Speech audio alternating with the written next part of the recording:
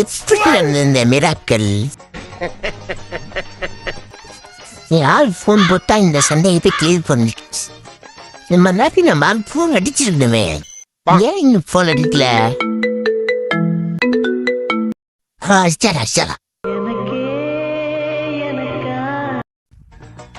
Hello hello, சொல்லுங்க.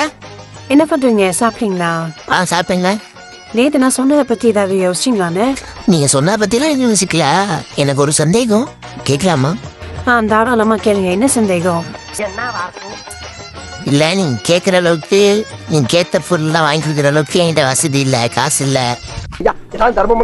சாப்பிட்டு ஒரு வாரம் ஆச்சு.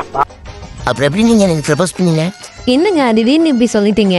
நான் காசு பணத்துக்கு ஆசைப்பட்டுலாம் உங்களை லவ் பண்ணேங்க. உங்க மனசை பார்த்து மட்டும்தாங்க லவ் பண்ணேன். சுத்தமான உருட்டு. கடைசி வரைக்கும் நீங்க இதே மாதிரி அன்பா அரவணைப்போட இருந்தீங்கன்னா அதுவே போதுங்க, வேற எதுவும் வேணாங்க. அந்த பொண்ணோட இதயம் வாடி வளங்குறதுக்குள்ள வாங்கி சொல்லிருக்கேன். இது யாராச்சும் வாங்கி அது பண்ணிட்டே இருக்கு. சே, அந்த போன நேரத்துல வடியா இவ்வளோ. ஹலோ, சொல்லுடி. என்ன குட்டி? ஆமா குட்டி. நேத்து நான் கேட்ட பொருளை வாங்கி தர முடியல, உனக்கு என்ன குட்டி விந்திக்க இருக்க? What nonsense you are talking about me? Baby கொச்சிக்காது பேபி, நீ கேட்ட பொருளுக்கான அமௌண்ட் என்கிட்ட இல்லை பேபி. அதனாலதான் பேபி நீ நேற்று கேட்ட பொருளை என்னால வாங்கி கொடுக்க முடியல. கோச்சிக்காத பேபி.